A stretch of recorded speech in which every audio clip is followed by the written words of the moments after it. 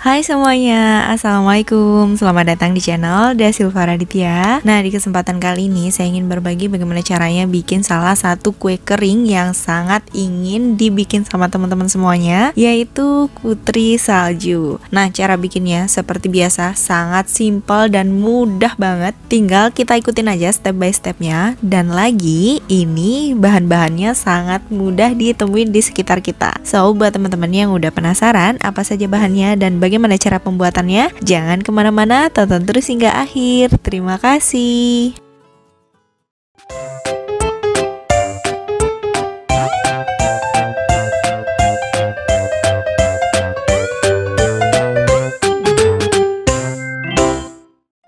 Nah, ini dia bahan-bahannya untuk membuat putri salju. Sangat simpel banget. Di sini ada 7 bahan. Kemudian jangan lupa siapkan satu bahan tambahan untuk taburan, yaitu gula halus.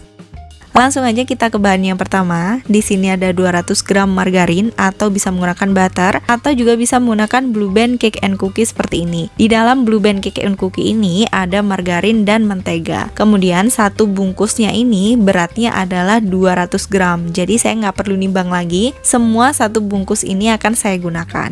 Selanjutnya ada 20 gram susu bubuk atau sekitar 2 sendok makan susu bubuk. Setelah itu 1 butir kuning telur, 30 gram maizena atau sekitar 3 sendok makan, 100 gram gula halus atau bisa juga menggunakan gula pasir yang di blender. Kemudian 300 gram tepung terigu protein sedang, dan di sini untuk protein sedangnya saya menggunakan segitiga biru. Kemudian ada keju cheddar, di sini saya menggunakan 70 gram keju cheddar. Atau misalnya teman-teman mau menggunakan keju edam pun juga boleh menggunakan sebanyak 70 gram juga. Gimana teman-teman? Sangat simpel banget kan bahan-bahannya? Langsung aja kita ke cara membuatnya.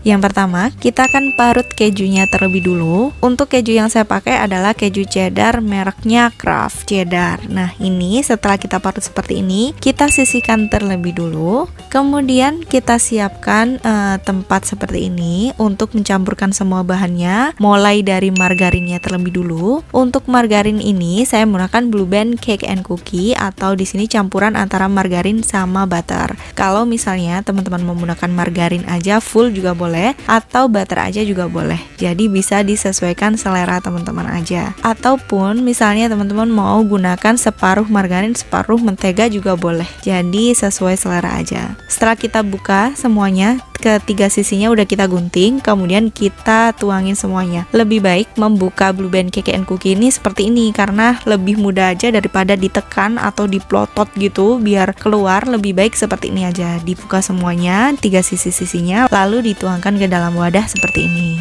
Kemudian kita masukkan gula halus, kemudian kuning telurnya. Setelah masuk ketiga bahan seperti ini, mulai dari margarin, kemudian gula halus serta kuning telur, kemudian kita mixer dengan kecepatan yang paling minimal. Ini akan kita mixer maksimal, waktunya adalah 1 menit.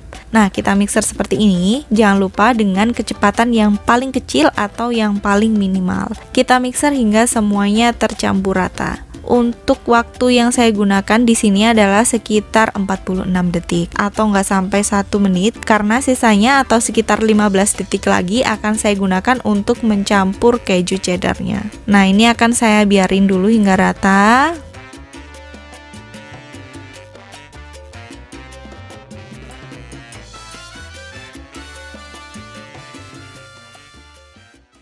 Nah, tadi udah saya siapin stopwatch. Ini menunjukkan waktu di 46 detik. Ini saya matikan mixernya, jadinya seperti ini. Kemudian saya campurkan parutan kejunya semuanya. Lalu akan saya mixer lagi dengan kecepatan yang minimal sesuai yang tadi. Kemudian ini sekitar 15 detik atau sampai tercampur rata aja. Setelah itu aduk balik dengan spatula sampai benar-benar merata seperti ini.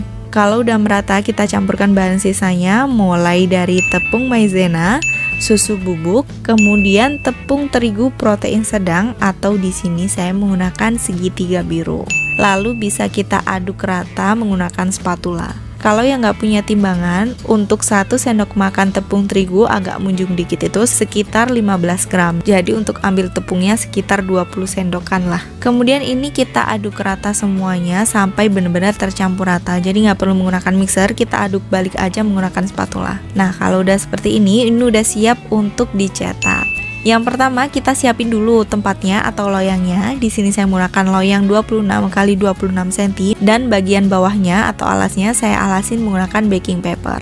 Kemudian ini udah siap untuk kita cetak. Untuk mencetaknya saya akan bagi menjadi sekitar 3 atau 4 adonan. Di sini akan saya bagi menjadi 4 adonan dan jangan lupa gunakan plastik biar nanti lebih mudah untuk memipihkannya. Nah, seperti ini saya ambil seperempat adonan, kemudian saya tutupin bagian atas dan bawahnya menggunakan plastik. Pipihkan adonan hingga ketebalannya kurang lebih setengah cm atau 0,5 cm seperti ini, atau bisa disesuaikan dengan selera aja. Kalau misalnya ingin tipis banget juga boleh atau ingin tebal banget juga boleh. Kemudian untuk mencetaknya saya akan menggunakan cutter seperti ini. Lalu saya ambil sedikit bagian di sini di paling awal supaya nanti lebih membentuk bulan gitu. Kemudian saya ambil setengahnya lagi. Seperti ini. Ya, kita tekan lalu jadinya seperti ini. Nah, jadi bulan sabit gitu atau setengah bulan gitu. Kemudian ini kita rata di atas loyang yang udah kita siapin tadi, dan loyangnya saya alasin dengan baking paper. Kalau misalnya tidak ada baking paper nggak apa-apa, nggak masalah. Untuk loyangnya nggak usah diolesin dengan margarin atau apapun, langsung aja ditata di atas loyang. Nah, seperti ini kurang lebih. Kalau misalnya teman-teman punya cetakan yang banyak itu langsung aja bisa. Tapi di sini karena saya nggak punya cetakan yang satu cetakan bisa langsung mencetak sekitar 6 itu. Karena nggak punya, saya gunakan aja apa yang ada. Saya menggunakan cutter, atau misalnya kalau nggak ada cutter, teman-teman bisa menggunakan tutup botol. Jadi sama aja, apa aja yang ada di rumah juga boleh. Kita lakukan sampai loyangnya full atau sampai adonannya habis, sama seperti kayak gini.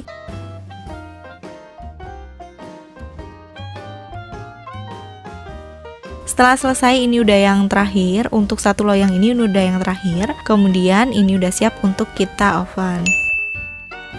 Jangan lupa ovennya udah kita panaskan terlebih dulu di suhu 180 derajat Celcius selama kurang lebih 15 hingga 20 menit menggunakan api atas bawah. Nah, ini udah panas, atau kita panaskan sampai suhu di dalam ovennya ini stabil. Kalau udah stabil, ini bisa kita masukkan untuk cookiesnya. Kemudian ini akan kita panggang di suhu 150 derajat Celcius selama 20 hingga 25 menit menggunakan api atas bawah. Nah, untuk memanggangnya nggak perlu sampai kecoklatan atau nggak perlu sampai keras banget. Ini kalau ditekan sih agak masih lembek gitu ya. Tapi kalau udah dingin, dia akan lebih kokoh. Untuk loyang yang kedua, kemudian kita bisa masukkan lagi.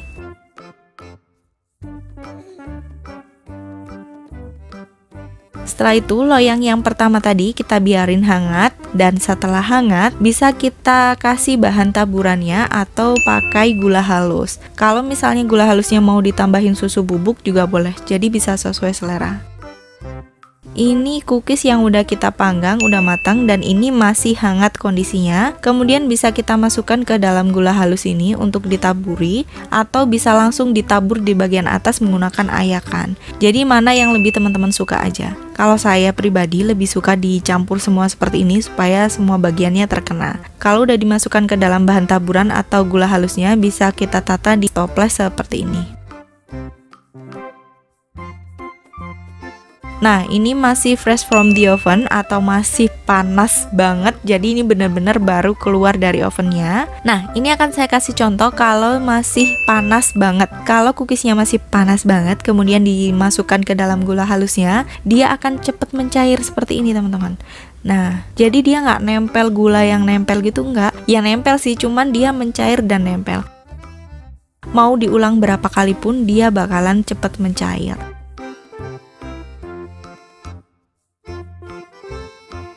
Nah kalau dihapus seperti ini dia bakalan lebih mudah untuk atau kayak gula basah gitu, atau kayak gula basah gitu, jadi nggak nempel gitu teman-teman, malah kelihatan basah. Nah ini saya akan beri contoh yang hangat, atau bukan contoh lagi karena dari tadi kita juga memasukkan ketika masih hangat. Dia mudah menempel, kemudian kalau dihapus dia nggak mudah terhapus dan nggak basah. Jadi ini lebih baik seperti ini kondisinya kalau misalkan mau ditaburin dengan gula seperti ini. Setelah selesai semuanya, saya akan kasih gula di bagian atasnya seperti ini. Kemudian ini bisa kita tutup kalau udah dingin. Nah kita lakukan hal yang sama sampai semuanya habis. Oke, tanpa berlama-lama lagi langsung aja yuk kita cicipin. Nah ini dia putri saljunya udah selesai, udah jadi. Tapi ada beberapa yang masih belum, masih ada di oven, satu loyang lagi, dan kemudian nanti tinggal ditata di sini. Nah untuk jadinya berapa? Ini biasanya jadi sekitar 2 toples dan 1 toples bulat gitu.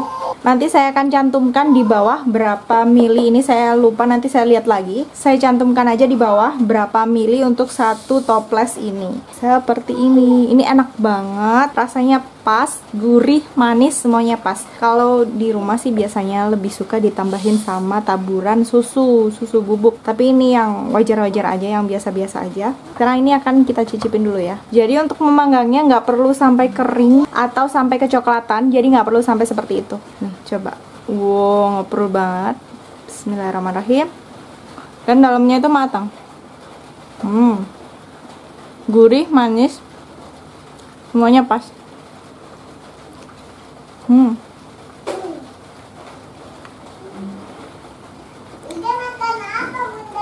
Putri salju sayang, kakak mau? Iya.